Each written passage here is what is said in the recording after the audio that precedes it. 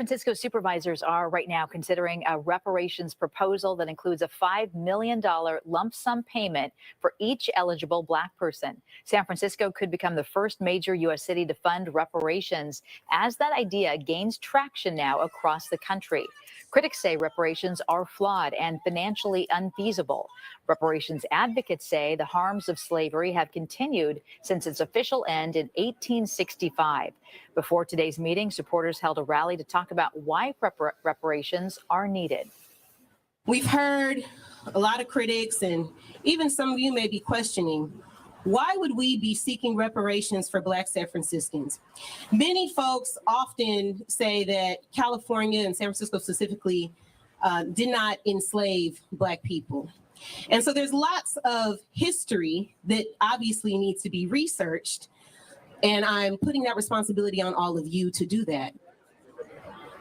Black people make up 6% of San Francisco's population and 38% of its homeless residents.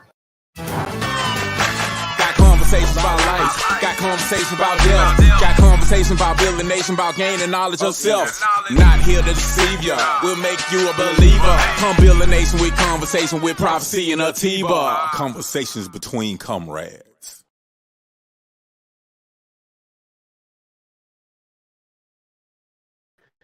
Welcome to another episode of Conversations Between Comrades. I'm your host, Brother Prophecy, aka Yera, and you probably noticed I still don't have my comrade with me, but I got y'all, because y'all my conversations with comrades. We're gonna have a conversation between each other next week. Make sure y'all tune in next week, because we're gonna have a special guest in the house. Is gonna be none other than Haki Shakur, brother who is big time, do a whole lot of great things for as far as the new African independence movement and just Black liberation in general. So with that, what's been going on, fam? It's good to see everybody. Been busy, a lot of things going on. We're gearing up, getting prepared for Nation Day. It's going to drop a couple of weeks, and at the same time, we got right here in Ida Webb City, the 1 Million Black Fathers March. We got that going on too. So, man, gonna be a good time for all. Really busy time of year. You know, Nation Day is always real busy for us. We are hyping up the advertisement and promotion for that. So if you are in the area of Charleston, South Carolina, it's going to be a 3-day event from March 31st to April 2nd. Yeah, 3-day event. We always have a great time. We have a good time, but not only do we have a good time, we do a lot of strategizing, reflecting, and building and preparing to really put things into motion for the upcoming year. Criticism, self-criticism sessions. So it's a great time.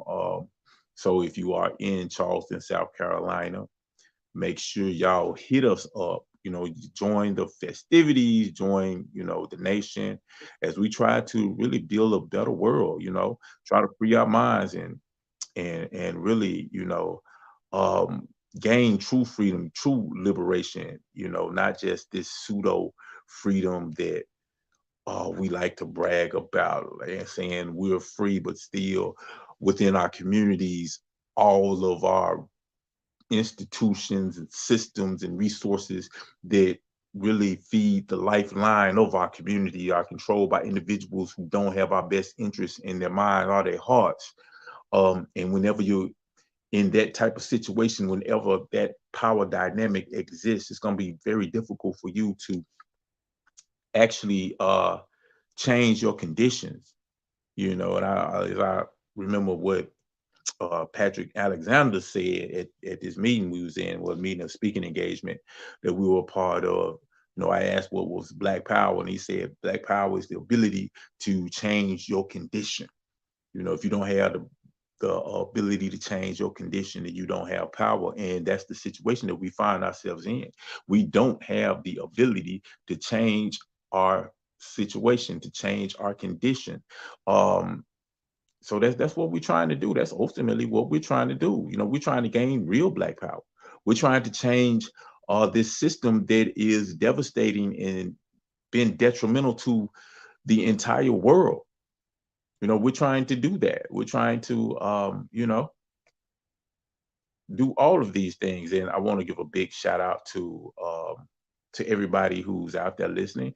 Drop a line, let's converse. Cause like I said, y'all my comrades. So, you know, let me do this. Let me try to share the show myself. Try to multitask by him. But yeah, we're gonna talk about reparations in San Francisco. Interesting development. They have a committee on reparations in San Francisco, and they actually released a draft of a proposal in December, and it was just read to the I guess the council or whoever in the government. So the details of that draft were just made public, and there's a lot of interesting things in there. We're gonna go over that, as well as we will talk about the 1 million Black Family March, as well as the Nation Day. So we're gonna talk about all of those things. Yeah, check in, man. Drop a line. Let me know who's out there with me, so we can converse collectively, and we can you know, y'all know how we do a conversation between comrade and for the individuals. If you didn't hear, next week Haki Shakur will be here, and that's gonna be a dope show. So I'm really, really, really, really, really, really looking forward to that one right there. What else we got going on? So I mean, we might as well jump right into it. If you saw the news feed, the news um that news broadcast that I showed at the beginning of the show. Yeah, excuse me, I'm multitasking. I'm doing like two things at once. I'm trying to share the show and let everybody know what's going on. That's why it's good to have people out there helping you out. You won't have to be doing everything yourself. But yeah, at the beginning of the show, I shared this news clip of something that was going on in San Francisco. They were sharing a draft of reparation that basically said it would, in San Francisco, it will give every black adult $1 million, clear all debt. What else did he say? Let me try to pull this up. Try to look at this. Um, it would guarantee a salary of $97 million. I mean, $97,000 a year. Homes for black families would be just $1 per family. It had a lot of interesting things on this proposal. Now, of course, a lot of people really, ain't feeling that. There's a lot of people excited about it, but I've been saying this for a long time. The cat is out the bag. Pandora box is open. The conversation of reparations is out there, and it's only going to get bigger. It's only going to get bigger. Now, I know it's a lot of people say, man, they ain't never going to give us reparation. And maybe not. Maybe not. But the reality is the conversation is out there, and we have to have a scientific approach when dealing with this enemy. So a lot of times we don't really understand the science of struggle. We don't understand the science of warfare. We don't understand the science of revolution. We don't study our enemy. Instead, what we do is we just latch on to a bunch of conspiracy theories. And I'm not saying there are no conspiracy theories, of course. There's like tons of conspiracies that are more than just theories that actually have happened. But you have to, your mode of thinking has to be one of critical analysis, not just looking at stuff and I want to believe this, I believe that, without no real evidence or no real process of analysis, no system of analysis, no way of analyzing the information to determine whether this information is good or bad. And because we have this conspiracy theory thinking, it makes us difficult to see what's actually really going on. And we'll look at the United States government as this big, gigantic boogeyman that is undefeatable, which is not true. When you understand it and you study it for what it is, you study the contradictions within the system, then you understand how to attack it. Because like I said, this conversation about reparation is out there, and it's going to get bigger, and it's going to get bigger. So instead of sitting up there and just complaining, they ain't never gonna do this, they ain't never gonna do this, why don't we strategize and say, okay, since this conversation is out there and it's going to get bigger and it's going to go before the mainstream, why don't we utilize this in order to make our movement stronger, regardless to what direction, what the government decides to do, regardless to whether they want to give us reparations or not. We still need to be strategic on this, because there is a formula that is used when starting a movement. It's a simple formula. If you're out there and you're trying to lead the people, if you're trying to be a voice within the community, you need to understand this formula. It's called agitate, educate, organize, mobilize. Really simple. You follow that equation, then you can spark a movement. Your movement will be much more successful. And the first step in that formula is called agitate. And what that is basically, if you have a problem that you're trying to advocate against, trying to gain reparations, trying to nation build, we're trying to do whatever it is that we're trying to do. The first step that you have to do is you have to agitate the people, because as long as the people are comfortable with the way things are, the current relationship, the power relationship, the power dynamics, the reality of societies, as long as people are comfortable with that, they are never going to change. So you need to shake them out of their comfort zone, disrupt that normal tranquility of everything is okay. You have to do that, because if you don't do that, nobody gonna hear you. You know, you want reparations for what? Why? Everything's good. I wouldn't want reparations because we're great, everything's fine, and we're all equal and free, you know. But the thing about it is, you know, when understanding that first part of the formula, and that part is usually the most difficult. But people who are like really politically savvy, who understand this and how to put their movement into motion and be successful, they look into society and they look for natural agitations of the people, when things that happen that naturally agitate the people. See, when you do that, then you don't have to agitate. Just nature, the reality of the situation, the things in which the system does itself has agitated the people. When police shoot somebody dead in the street, that agitates the people. And you see a video of an unarmed Black person getting murdered, that agitates the people. Well, once the people are agitated, then those leaders have to jump in and say, okay, you see this happen, why it upset you? This is what's actually going on. This is a system that was designed to exploit you. See, you got to educate the people, because what happened, and they looking at something, they like, dang, this is messed up. What's going on? I thought I was living in the land of the free, home of the brave. But then they look at this and they say, well, damn. Somebody will come in and educate them. Now, what's been happening is you might have the Democratic Party saying, yeah, this is messed up and it's terrible. And if you really want to change, you got to go vote for the Democrats. You got to vote for the Democrats. And now you even have some Republicans talking about, yeah, the Democrats been lying to you all this time. So if you really want to change, you got to vote for the Republicans.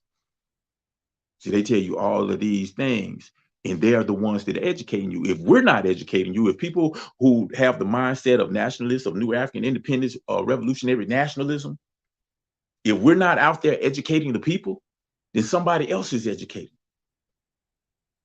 You have LGBT coming up there, yo, what they're doing, what the police are doing are wrong. It is unjust, and they're wrong for you to discriminate and do these negative things to people. It is wrong, just like it's wrong to do the same thing to LGBT community. We're with you. We're with you 100%. We got to do this together. And next thing you know, their movement takes momentum from us, you know? And then we get mad, we talk about, man, the LGBT community, the LGBT, and then like, boom, all they did is they utilized political theories. They use that simple formula. But see, when you are focused, when your mind is conditioned to just look at things through the lens of a conspiracy theory, you won't realize that same thing they're doing, the same things that they have done successfully against us, we can do those things also. We can take the natural agitation of the people from events and things that has happened due to the vicious nature of this system, and we can build momentum for our movement that can actually result in real change that will bring about a better situation, that will actually bring about a condition that will create a better world and a better community for our people. But we got to have that understanding. We got to have that political awareness. We got to have that theory and practice. We have to put the theory into practice. And I said all of that. And I know you say, well, man, what they got to do with reparations? Because see, what happens when the people in San Francisco puts out this draft and they say, yo, we demanding $5 million for this, for every black person, and we want all debts to be wiped cleared, and we want all of these type of things, regardless of whether you think it's going to happen or not. That creates an agitation amongst the people. Because you have some people be like saying, damn right, yeah, damn right, that's what we need. You got other people saying, whoa, why are you giving reparations? It's an agitation. It's our job and responsibility to come in and say, this is why reparations are important. This is what has happened. And we have to take control of this conversation, because the mainstream narrative, the people who are in control of the conversation right now, is reducing reparations to a dollar sign. And you have to understand the root of reparation, the root word in reparation is repair. And to understand that in America, Black people have been damaged from living under a system of oppression, exploitation, and white supremacy for over 500 years. It has created great damage amongst our people. We have to be clear, and we have to understand that that is something that needs to be examined. Because the negative things that you see in our community, the violence that you see in our community, the lack of Black fathers, let's be clear. Let's be clear. There's a whole lot of, the absent Black father, although it's too many, that situation exists too much. But brothers out there taking care of their children. Don't believe the hype that Black men ain't taking care of it. No, it is. Because everywhere I go, I see a Black man with their child. It's everywhere I see. Now, I'm not saying that the problem does not exist, because it does. It definitely does. I mean, one child that does not have a father playing an active role in their life is too damn many. But let's not believe the hype. But all of these problems that exist within our community, that is a result of a people who have been traumatized and damaged under the system of oppression. And I want to say what's up to Amun Ra. Amun Ra, how you doing, brother? Free the land to you.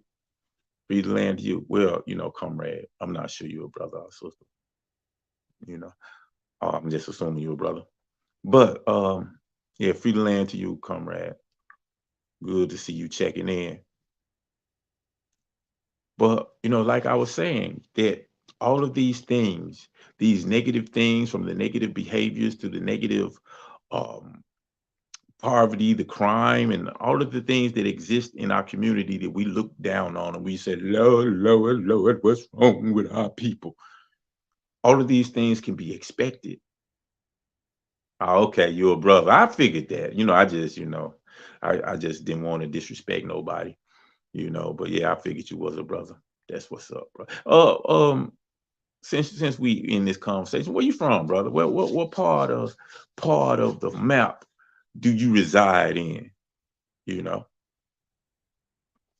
But but yeah, all of the violence that what people like to point to, black on black, what about black on black crime? What about black on black violence? All of these things are the manifestation of from living in a system of white supremacy, self-hatred, the lack of resources within our community needed to survive, redlining, pushing our people into communities that lack resources, the flooding of our community with crack cocaines after they've taken away the resources and they're giving us an alternative to survive. And those are illegal means, and then start making the laws so that it would target us specifically, which led to the explosion of the mass incarceration epidemic that we face within our community. All of these things are part of the legacy of slavery, and we're still feeling the effects of that today. So we are in desperate need of repair, and a dollar sign is not going to do it. It's just not going to do it. And I looked at that, bill, that draft, and I was like, oh, it's some good stuff in it. There's some good stuff in it, but it ain't going to solve the problem. It's not going to solve the problem. If you're not talking about land, resources, support for building us up a system in which we can control, because ultimately what we have to do in order to heal from the trauma and the damage that we have suffered from living in this country is we have to get away from the abusers. We have to get away from the source of the damage. We have to get away from the source of the trauma. As long as we are here, neck and neck, cozy, elbow to elbow, rolling, rubbing up against, living under a system that benefits from our exploitation. As long as that power dynamic exists, we're going to continue to be traumatized. We are going to continue to be damaged. And if reparations is passed and it's a dollar amount, even if it's a good dollar amount, still not going to solve our problems. It's still not going to solve our problems. It'll aid to the economy because we've been trained and conditioned to give our money to European people, to give our money to white folks. So we need to be healed. We need to be repaired. Now, I'm not saying a dollar sign is, something that shouldn't be a part of it. It definitely should be. It definitely should be. But that's just one part of it. Brother El Abdul Muhammad, how you doing, brother? Good to see you. You said, peace, love, and life, comrade. Ashe, peace, love, and life to you, brother. You're in California, and we're talking about something that is going on in California, San Francisco, to be exact. Did you hear about the draft that was released earlier about the proposed reparations in San Francisco? When it was talking about giving like every black person $5 million. Yeah, we've been talking about that. If you haven't, if you just joined. So with that, I would, since you're in California, I just wondering, had you heard about that? And if so, what are your thoughts on it, Brother El Abdul Muhammad? And thanks for checking in, as always. So yeah, those are just my thoughts on it. I think that we have to. Okay, yeah, it's an 11-point draft per person. Yes. Okay. Cool. Yeah, I was just looking at it. I was looking at it and kind of reading through it, and it had some interesting things to it. And I guess I haven't seen the whole thing, so I don't know. Maybe they do have something about land in it, but my ideas were, as good as a lot of those things that I read sounded. If you don't have, you don't allot some land. If you don't have some land, as well as some institution and support for those institutions. And what I mean by support, I don't mean control. I mean support to make sure that we're able to maintain until we can do it on our own. But we have to have control of it. I was thinking if you don't have that, then it's not going to go far enough to really addressing the problem, because we have been damaged in this country, and money is not going to repair the damage. You know, that's not going to repair the damage.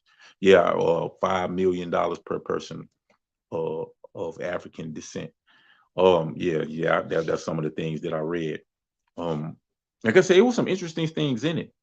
But I think, you know, we in the New African Independence Movement and the New African community, the Black nationalist community, all of us who are working toward nation building, this conversation about reparations, we really have to be vocal about it and influence this conversation so they won't give us the okie doke. There's a lot of people who say they'll never give us reparation, they'll never give us reparation, they'll never give us reparation. But I remember growing up, people always saying and me always hearing, there will never be a Black president, there will never be a Black president. As long as America's racist like that, there will never be a Black president.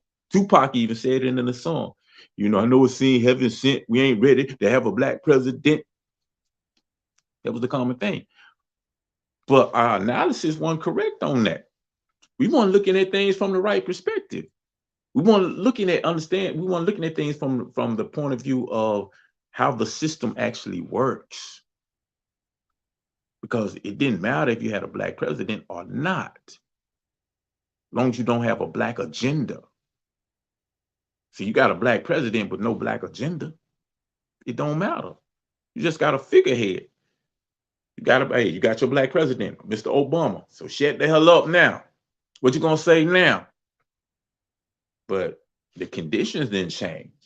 They didn't do anything that would honestly and effectively change the conditions in our community. So, you know, a lot of people say they will never give us reparation. I say, well, we have to analyze the system. You know, you got to analyze the system concretely. And we have to be careful, because we'll end up getting Barack Obama in the forms of reparations. In other words, we'll get a package that does not concretely address the real problems. You get some money, but it ain't going to address the damage that has been done. It's not going to change the power dynamic, the power relationship that we suffer from in this community, in this European American nation. It's not going to change the fact that our communities are controlled by individuals who don't care about us. Our institutions and systems that govern us are controlled by individuals who benefit from our exploitation. See, these are the concrete things that we have to address in a reparations bill. And I'm not speaking negatively on that bill, you know, or that proposal. I'm not, you know what I'm saying? It was interesting to me, and I would have to analyze it even in more depth before I could have a real analysis of it. But I'm just saying that, you know, as time goes forward, this conversation about reparation is going to get louder, and it's really important, in my opinion, that we control, or at least bare minimum influence this conversation, so it goes in a direction that will benefit us, you know. But like I said, New African Nation Day is coming soon, March 31st to April 2nd. We're going to talk about that. We're going to talk about the 1 Million Black Fathers March and a lot of other things when we come back right after this. This is Conversations Between Comrades. I'm your host, Brother Prophecy. Free land. We'll be right back. Nation building. For many of us, the idea of nation building is too difficult, too complicated. It's impossible. But when you think about it, we're already nation builders. In fact, for the past 400 years, we've managed to build the most powerful nation on the planet. Unfortunately, this nation continues to disrespect, exploit, and oppress us. Here's a thought. Maybe we should focus on building our own nation. Join us March 31st through April 2nd in Charleston, South Carolina, as the Republic of New Africa celebrates 55 years since the signing of our Declaration of Independence. Register on Eventbrite to attend in person and or online by typing in New African Nation Day 55. Also, find out more information on our website, pg-rna.com. Free the land by any means necessary. Free the land, free the land, free the land. They gotta.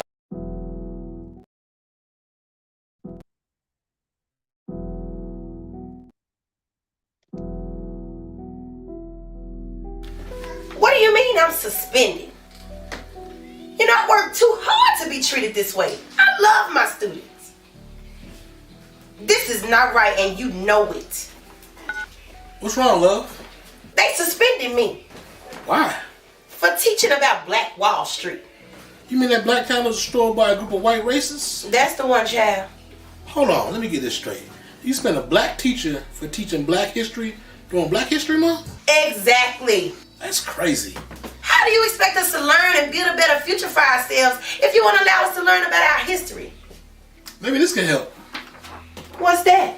A solution.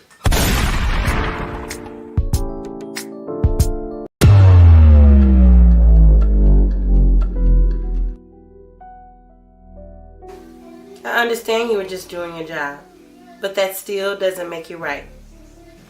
Oh, I'm definitely fighting this. Okay, thank you. Babe, you ever thought about doing something different? What you talking about, babe? I mean, look, police shoot us dead in the streets. Corporations poison our food and our water with lead and other chemicals. They flood our streets with drugs and lock us up for trying to survive. And now we can't teach our own history? Black history? It's clear the system ain't made for us. So what we're supposed to do, babe? Maybe it's time we start our own system. Pack your bags. Why? We're going to South Carolina.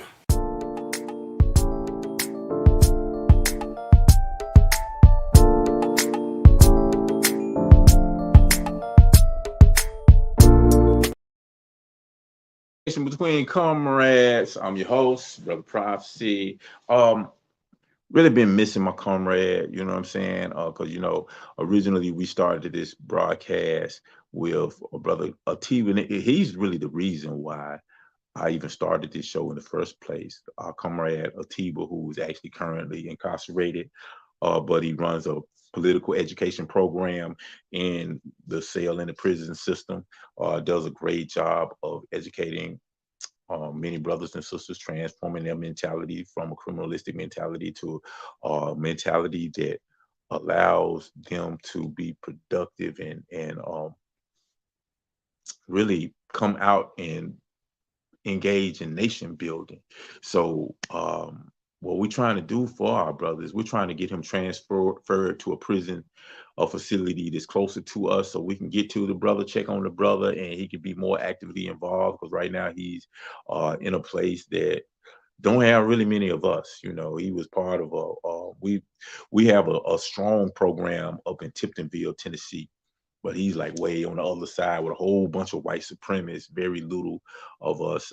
So what we're asking everybody to do, everybody, if you love Comrade Atiba, you've seen Comrade Atiba and y'all know how he get down. He's been on this show. He was my co-host. He's the comrade in Conversation Between Comrades.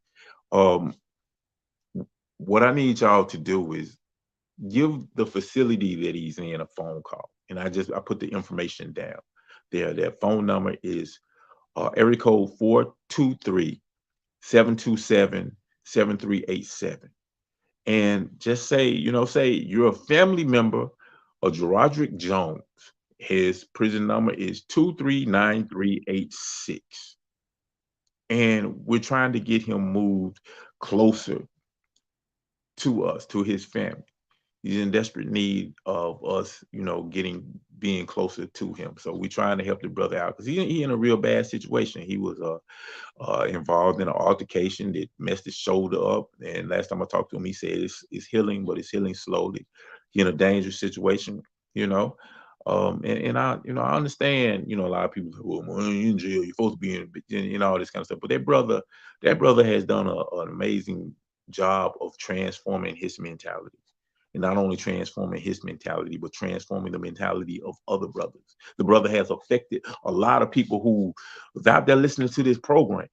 You know what I'm saying? Because when he came on, people were so happy to hear from him because he's been educating even, through beyond the walls, through, using the social media to educate all of us for a very long time. So, y'all, if y'all could, just give them a call. Give them a call at this facility and just request that Gerodrick Jones be moved to the Northwest, the Northwest Correction Center. No, Northwest Corrections Complex. That's what he's trying to go to. The Northwest Correction Complex. The name is right there. There it is, right there. Gerodrick Jones. Phone number, area code 423-727-7387. And let's be there for our brother, man. Let's be there for our brother, because this brother, you know what I'm saying? This is a good brother. And it's what he's asking from us. But yeah. So Nation Day is coming up pretty soon, in a couple of weeks. If you have an opportunity to get by there, do it. Definitely do it. You know what I'm saying? It should be a great time, should be inspiring and also beneficial. You know what I'm saying? Because ultimately what we got to do is we got to put words to action. Words got to be, made real, made into flesh. If you want them religious people say God made the word and the word was something, apparently I ain't religious. So, but you know what I'm saying? We got to turn these words into action. Yeah, shame on me trying to get all biblical and stuff, knowing I don't read the Bible. No more. Once upon a time. But anyway, that's, I say I ain't gonna get on religion that much. I'm gonna stop doing that. But basically we have to turn these words and this talk and this rhetoric into actual concrete actions, to programs, to institutions, to all of these things. I mean, we can't begin to talk about trying to gain 5 states if we can't have one hospital, one school, one bank. See, these are the things that we need in order to nation build. Nation build ain't really about talking on social media. That's a way, means for us to communicate and converse with each other, to make plans. But ultimately, nation build happens in the street. It happens in the community. And that's what we got to do. That's what we got to be about. That's got to be our number one priority. We need real examples of nationhood, concrete examples. Now, we might not can take over the state of Mississippi tomorrow. You know what I'm saying? That might not be the reality. But you know what we can do? We can collectively put our resources together and create an institution.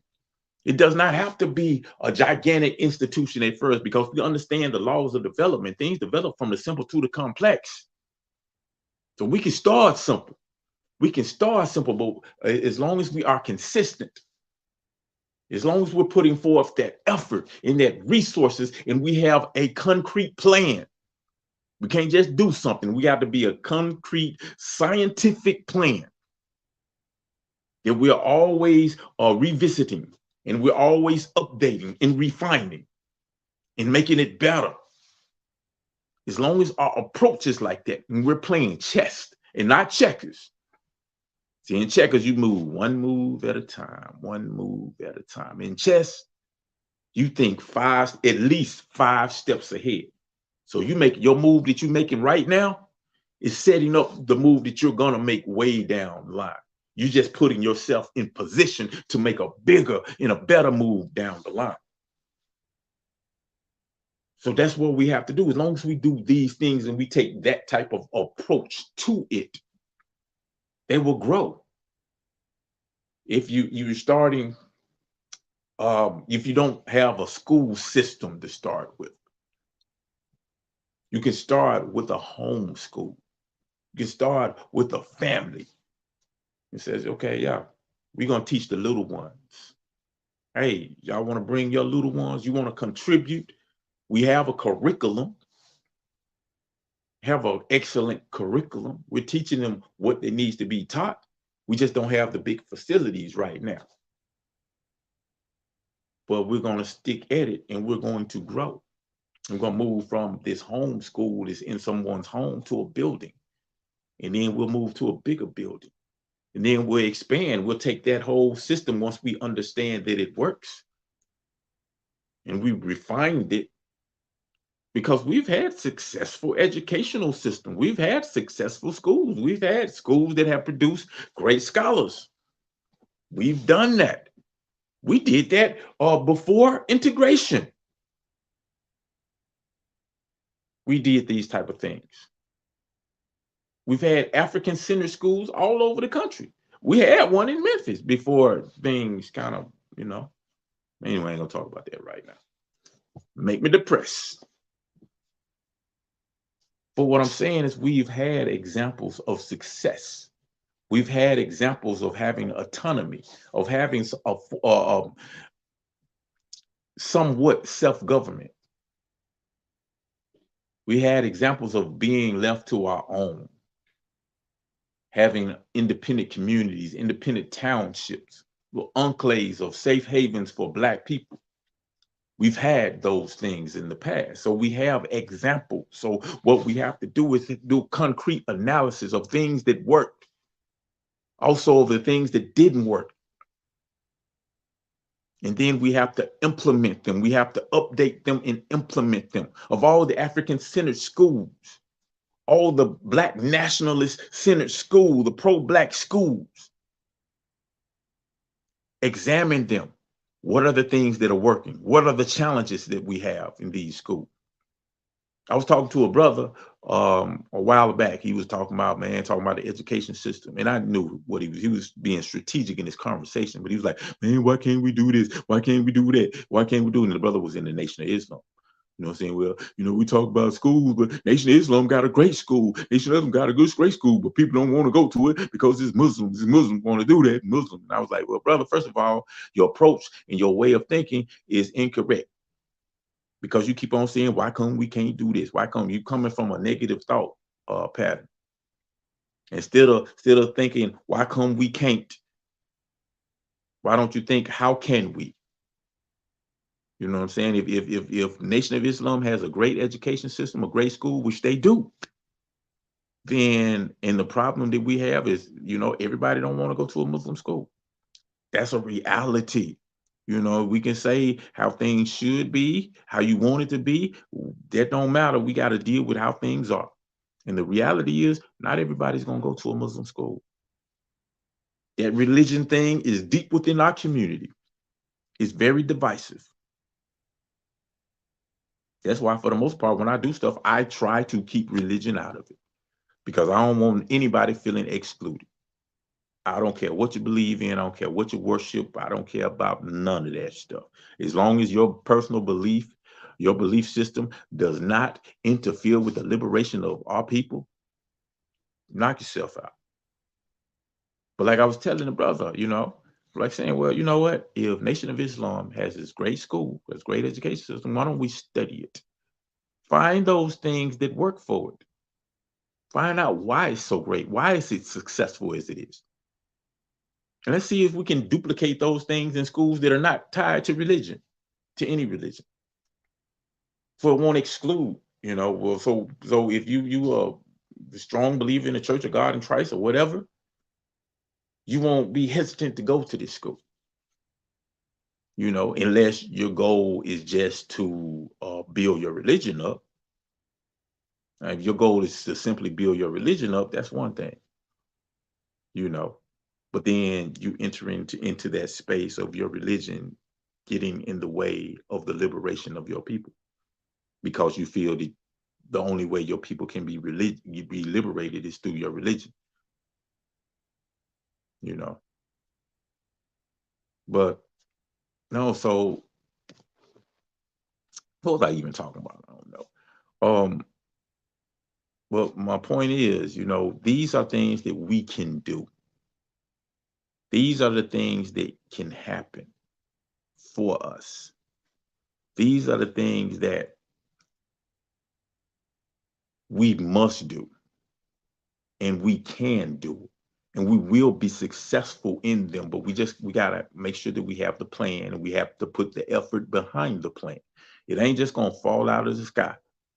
You can't just pray to whoever you're gonna pray to and then it magically appears. Don't work like that. Not in the real world. Maybe in the movies, maybe in your dreams, but not in the real world. Not in the objective reality. It's not a part of objective reality. That's why it's really important, you know, when we have this Nation Day 55. We all get together. We all work together. If you have the opportunity to come down, come down. Let's build with us. Let's work together. And even after Nation Day, we need to continue to work within the community to bring about these institutions, program, initiatives that deal directly with the people. Because you can sit and you could talk about all the terrible things in our community. We could talk about how bad the white man is, and the white man is very bad. Undisputed. But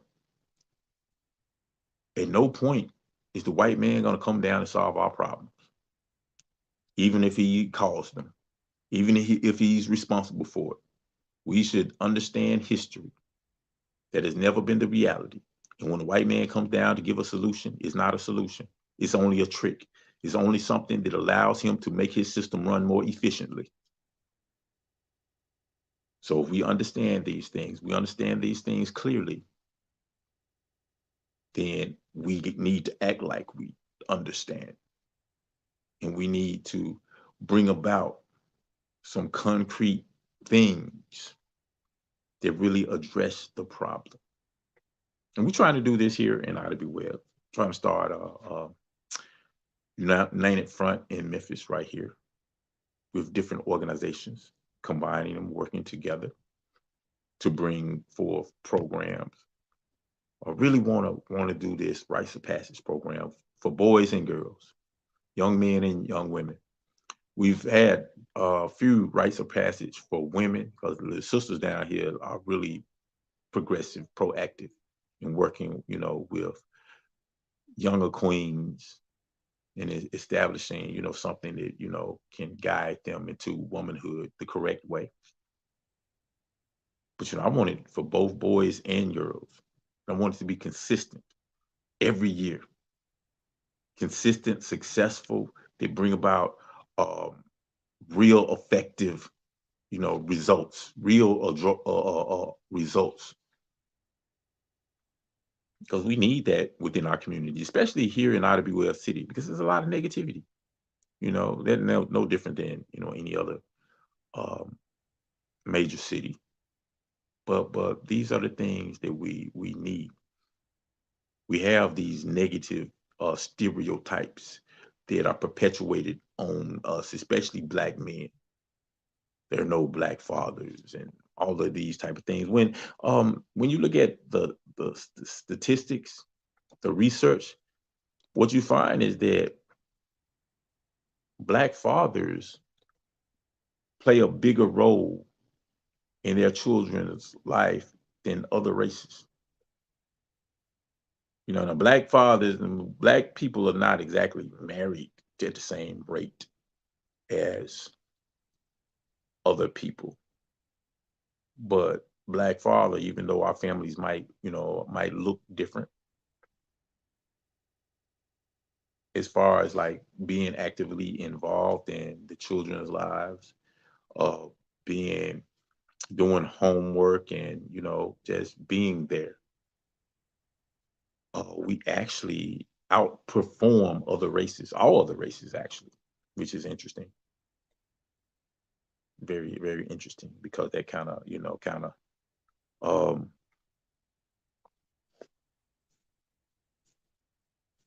contradicts the narrative that there's no good Black fathers. We don't exist. We're not real, But I say that to say this.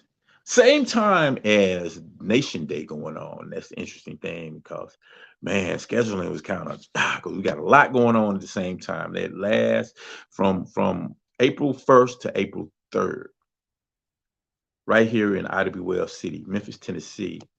We're going to have a 1 million Black Fathers March. It's a 3-day event, just like Nation Day, 3-day event. Nation Day is March 31st through April 2nd.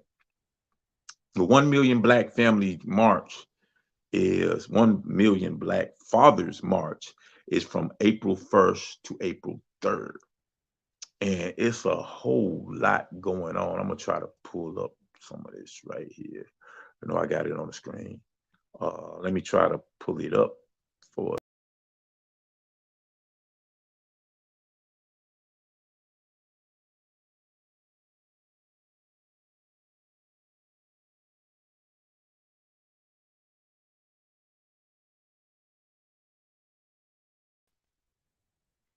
But yeah, I'm trying to put it on my screen so I can read it. There we go. So 1 million Black Fathers March is powered by Parenting with a Purpose Incorporated. That's headed by a brother by the name of brother Omar Baruti. Man, this is a good brother. He's one of the first teachers, one of my first teachers, because I gained my consciousness by just kind of reading literature and studying and learning about the Nation of Islam. This brother was a minister in the Nation of Islam. First time I stepped into a mosque, this brother was speaking. Dr. Omar Baruti, not Umar Johnson, Omar Baruti. But yeah, so Parenting with a Purpose, that's his organization. And also is powered by the Centurion Community Support Center. That's Sister Cynthia, another good sister. Both of them go to our prison prevention program, not our prison prevention program, with our program where we go to speak to the prisoners, go to the prison system. Dr. Omar especially, he's one of the heads of that initiative. Also part of Mid-South Kwanzaa. But yeah, and Sister Cynthia, she came along too. Two very powerful, good people. So yeah, like I said, this is going to be from Saturday, April 1st to Monday, April 3rd. Now it's 3-day weekend. The first day, that Saturday, going to have something called Drum Majors for Justice Parade. That's going to be a parade from Danny Thomas to Robert R. Church Park. And that should be pretty interesting. I think we're gonna have some of the local schools participating in that, maybe some drummers. We have a good time doing that, those type of events. We're also gonna have a family fun day, which will start right after the parade at Robert R. Church Park, 10:30, and this is a free event. So, it's an opportunity for the family to come on down and us to have a very good time together, fathers and families, calling all of the fathers and families, calling all Black men and families, come down and vibe with us, especially if you're in Memphis and Idlewild City. They be saying that we don't exist. Let's prove them wrong, y'all. That Sunday, you got the Black Fathers March Gala night. We're going to have a silent auction on site. Now, this is not a free event. This is like $100 tickets via Cash App. And it's going to be held at the Candlelight Ballroom. That is 3015 Park Avenue, Memphis, Tennessee. You can cash out $ Parent WAP. And that stands for Parent with a Purpose. So that's $ Parent WAP. Interesting. That would be Parent WAP, but it don't stand for the WAP that the song talking about. Yeah, I probably shouldn't even said that. But yeah, so that's gonna be Sunday, April 2nd. And then that Monday is the official march. You're gonna have a lot of guest speakers. One of those guest speakers will be this dynamic brother named Brother Prophecy, aka Yera. I'm on the lineup and I'm gonna act a plumb fool, y'all. I'm gonna do it, man. I don't even know if I'm gonna be speaking at Nation Day, but I'm gonna speak at this.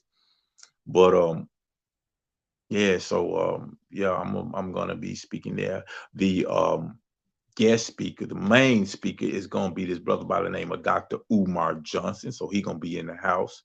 And we probably have him on our show, probably New African Perspective. We'll probably have him on the show that Monday, talk to him about, what's going on with him in the school and some, other things.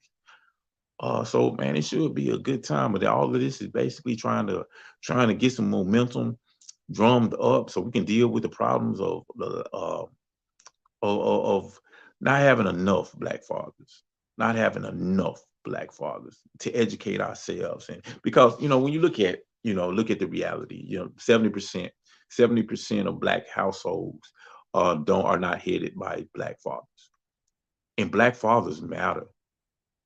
And that brings us to a really important point, you know what I'm saying, about black father, black manhood, black all of that. Because like manhood in general is being under attack in America. Manhood in general. I understand the European idea of toxic masculinity, of male chauvinism, and all of these type of things. I understand, about that. But black women, black people, we can't necessarily get wrapped up into a lot of this Eurocentric garbage. You know what I'm saying?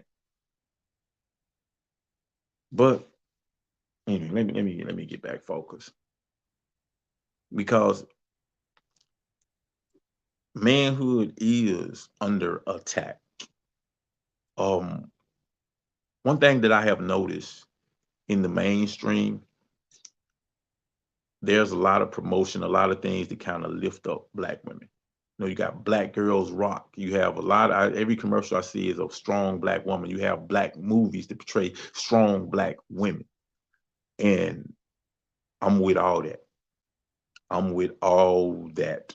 I'm 100%. A lot of men be like, oh, this is another feminist, black feminist. Nah, man, raise up the black woman, damn, because the woman deserves to be raised up. I believe that. You know what I'm saying? But I believe in a meiotic balance. We got to have balance. We can't just be raising up the black woman, Black Girls Rock, and don't have a Black Boys Rock. Actually, right now, when you look at it, black men, black boys, they need it. They need to be lifted up more than ever, because 70% of the households are headed by black women. Now, I know, I understand, women, black women, y'all the strongest creatures on the planet. You had to be. You had to be, because the black man was viciously attacked in this system of oppression. The first war tactic, one of the first war tactics this placed upon an opponent, is to cut off the head. Cut off the head so the body cannot survive. That's a war tactic. We have to understand that they've been at war with us for over 400 years. So if we understand that these are war tactics that have been played against us, they've been perpetrated against us, then we'll understand that black men have been purposely attacked. That's why you see so many of us incarcerated. And the black man has been purposely taken out of the home.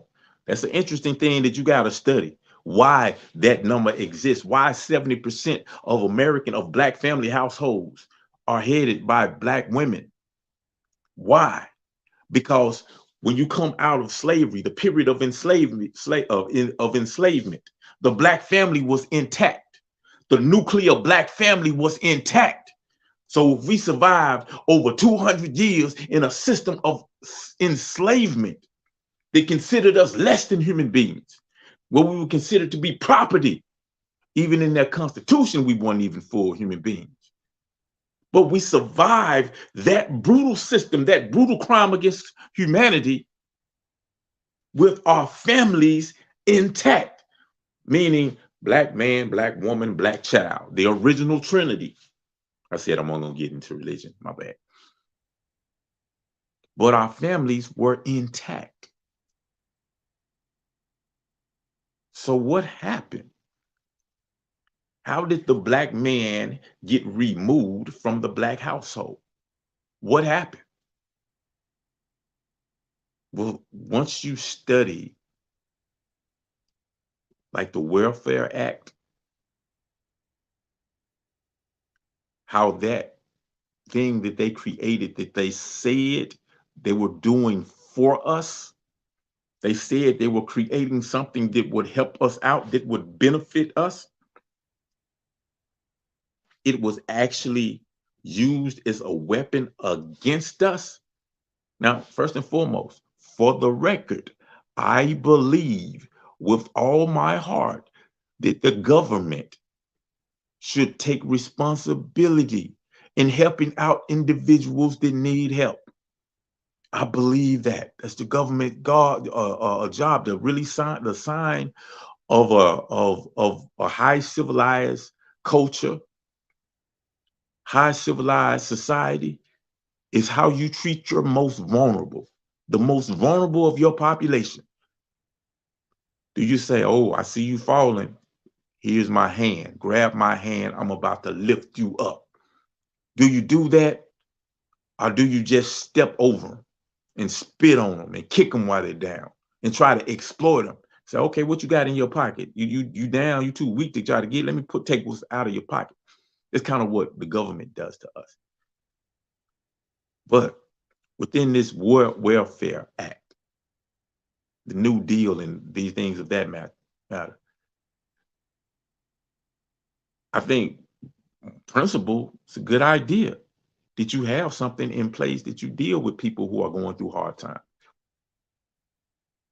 It's necessary, but this particular, under this system, because I told you earlier, when you ask them, waiting on white people to solve your problems for you, they'll give you a solution, but the solution is only going to make the system work more efficiently to your detriment.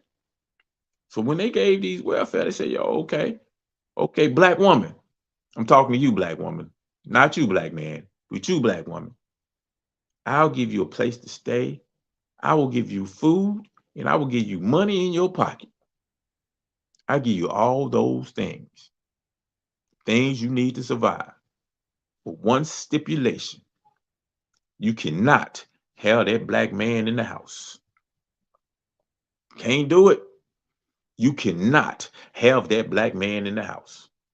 As long as you got that black man in the house, I'm sorry.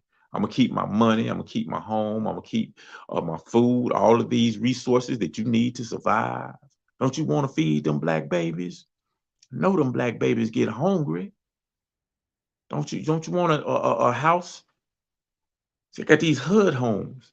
You can get in, you get in there for just about nothing. Just don't have that black man here. That's when you start seeing the rise of single parent homes. Direct correlation, So this, whole dynamic, the things that you see in our community, all the negative things that you see in our community, they're not accidents, It's not an accident. It didn't just, happen to happen. Which go back to reparations, where we started the show at. We need to be repaired. And as long as we are living under a system that is constantly dishing out damage to us, that is damaging us, it's going to be damn near impossible for us to heal ourselves, for us to be healed.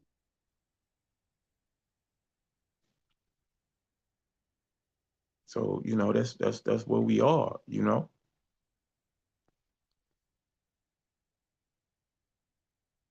And having black men, having that balance, because you need both. You need both. You need a mother and a father. You need that masculine and feminine energy. They balance out each other. See, we've been brainwashed and conditioned to think, oh, I don't need no man. You don't need no man. Fuck him, girl. You know, that's genocide. You know, black man, black woman being taught to hate each other, to be at odds with each other. When I see all of these shows, these podcasts, and all you see is black men do this, black women do this, black men, black women. I'm like, really? Really? Y'all don't see what's going on? There are negative elements throughout our culture. We have men within our community who do not live up to the standards of what a black man should live up to. There are women within our community that do not live up to the standards of what a black woman should live up to. That is reality. That is true, because we have been damaged. We are a damaged people, but we can't look at the most damaged elements within our community and use that as the example for what men are, what women are. But that's what we do. We promote the most damaged elements of our community. And we say, this is the example of what black men are. This is the example of what black women are. Not understanding that the foundation of the nation, shameless plug, check them out Tuesday at 10 o'clock. But the foundation of our nation is the black man, woman, and child, the black family.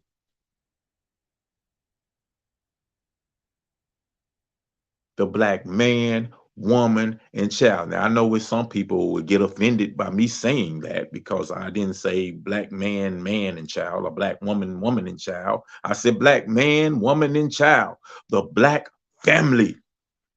That is the foundation of the nation, and we need each other.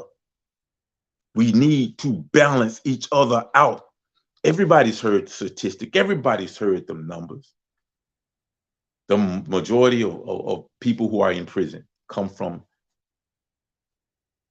single mothers, basically. Did not have the father in the home. Majority of the crime, the majority of the drug use, the majority of women who has deal with teenage pregnancy. The numbers are clear. So while people saying, I don't need no man, and the black man is just reduced to nothing,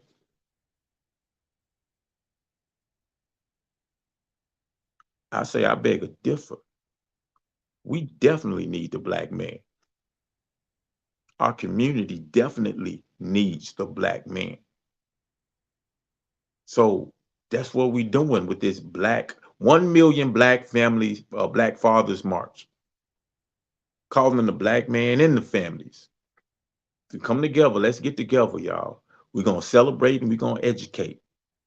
Like I said, that Monday, I will be speaking. If you don't like, a lot of people be on some Dr. Umar Johnson. I don't like Dr. Umar Johnson. He's trying to take everybody's money. Which, whatever. But I'll be there, and it'll be a lot of activists, a lot of people who are very powerful going to be there speaking.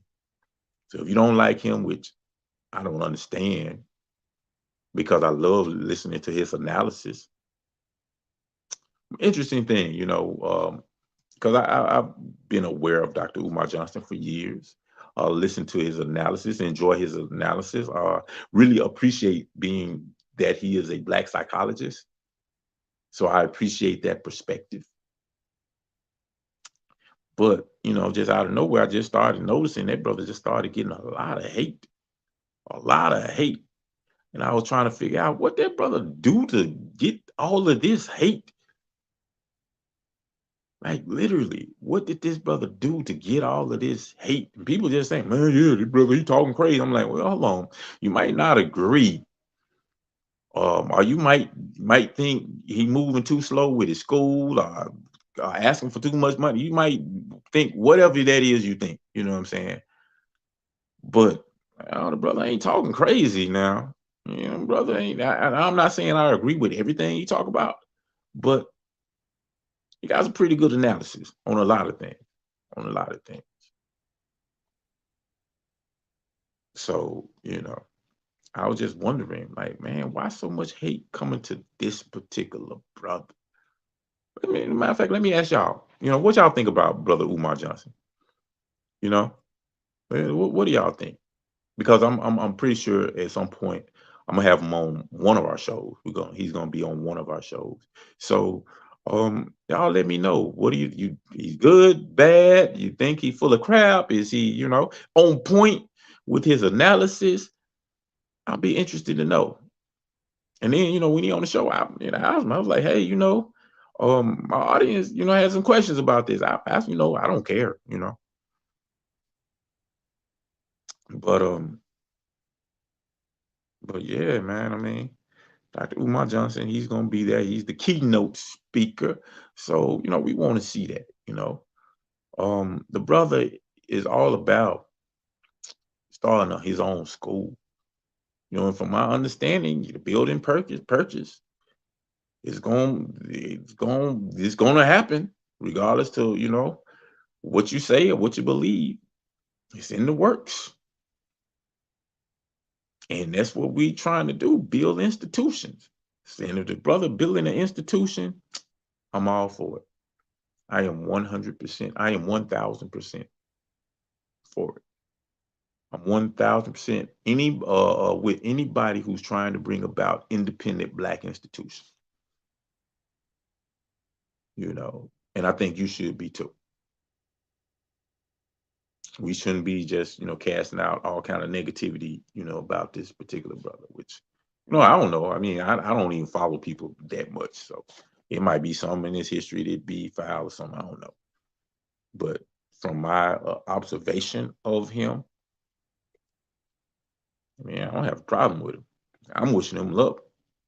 I'm hoping this school be an ultimate success. And we got, 30 of them. Because that's what we got to do. But anyway, man, I've been on here for a minute. Just yapping. I appreciate everybody for checking in. If you ain't dropped me a line, let me know who you out there. Let me know who you are, so I can properly acknowledge you. Just say hello, free land. How you doing? What's up? All you say, Prophet, you full of crap. If I'm full of crap, I don't mind. I don't mind criticism. Criticism only makes you stronger. And that's something that I think we should understand, because it's something we always teach. It's called criticism. Self-criticism is a part of any movement, any organization that's serious about progressing and being successful. You have to engage in criticism, self-criticism. And that's basically where you just analyze what you did good, what you did bad. How can we improve upon the things we did, good, or continue up with the things we did well? And how can we improve upon the things that we didn't do so well, on the things that we didn't do so well? So, but yeah, briefly, just to reiterate, we talked about reparations in San Francisco. They just released a draft of potential ideas that they have for reparations for Black people in San Francisco. It included $1 million for every Black person, Black adult in San Francisco, as well as the eradication of all debt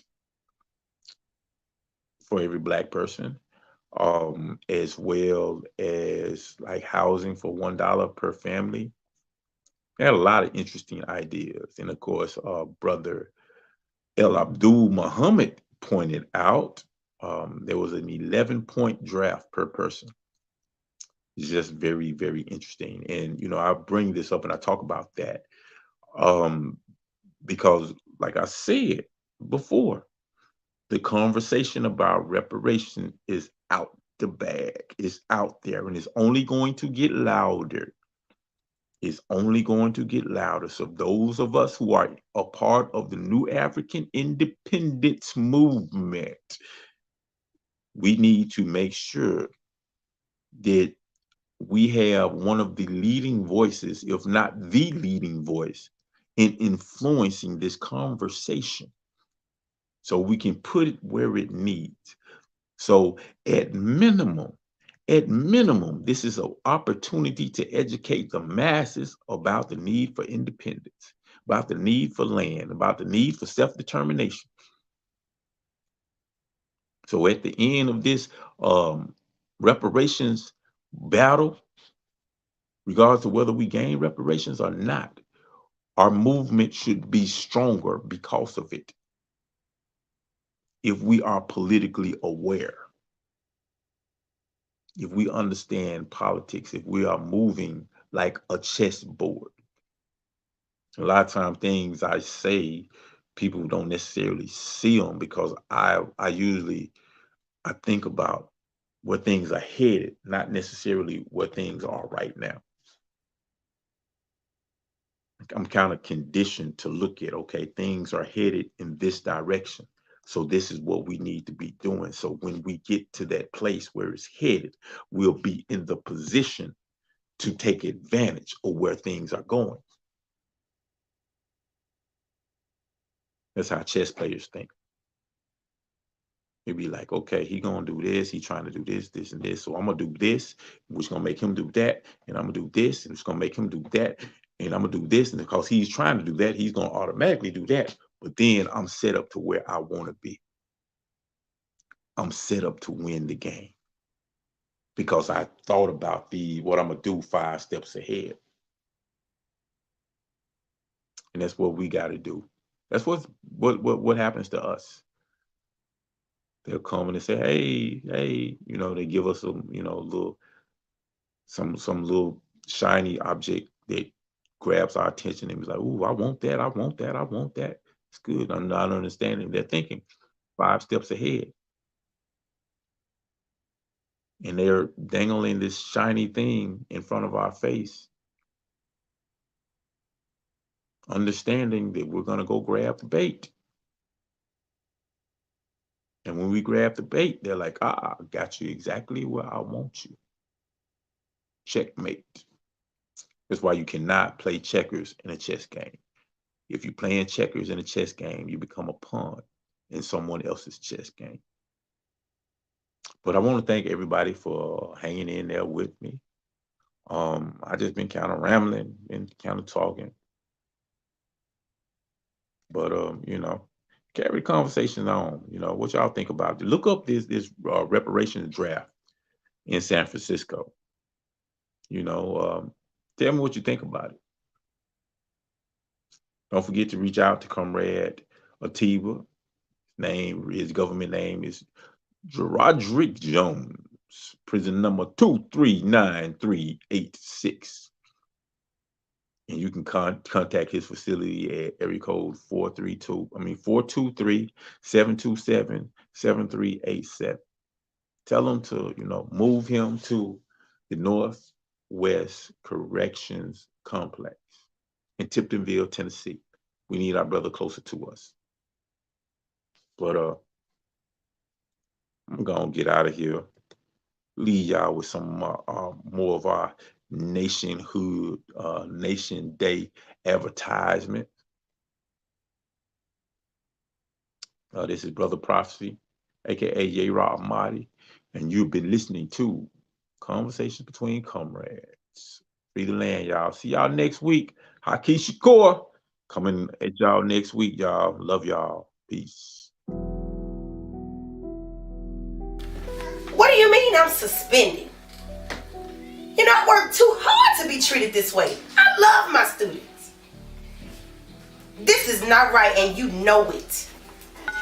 What's wrong, love? They suspended me. Why? For teaching about Black Wall Street. You mean that black town was destroyed by a group of white racists? That's the one, child. Hold on, let me get this straight. You spent a black teacher for teaching black history during Black History Month? Exactly. That's crazy. How do you expect us to learn and build a better future for ourselves if you won't allow us to learn about our history? Maybe this can help. What's that? A solution. Nation building. For many of us, the idea of nation building is too difficult, too complicated. It's impossible. But when you think about it, we're already nation builders. In fact, for the past 400 years, we've managed to build the most powerful nation on the planet. Unfortunately, this nation continues to disrespect, exploit, and oppress us. Here's a thought. Maybe we should focus on building our own nation. Join us March 31st through April 2nd in Charleston, South Carolina, as the Republic of New Africa celebrates 55 years since the signing of our Declaration of Independence. Register on Eventbrite to attend in person and or online by typing in New African Nation Day 55. Also, find out more information on our website, pg-rna.com. Free the land by any means necessary. Free the land, free the land, free the land. We gotta free the land, free the land, free the land.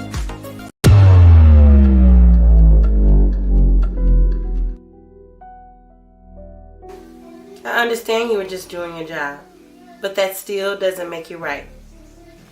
Oh, I'm definitely fighting this. Okay, thank you. Babe, you ever thought about doing something different? What you talking about, babe? I mean, look, police shoot us dead in the streets. Corporations poison our food and our water with lead and other chemicals. They flood our streets with drugs and lock us up for trying to survive. And now we can't teach our own history, black history. It's clear the system ain't made for us. So what we're supposed to do, babe? Maybe it's time we start our own system. Pack your bags. Why? We're going to South Carolina.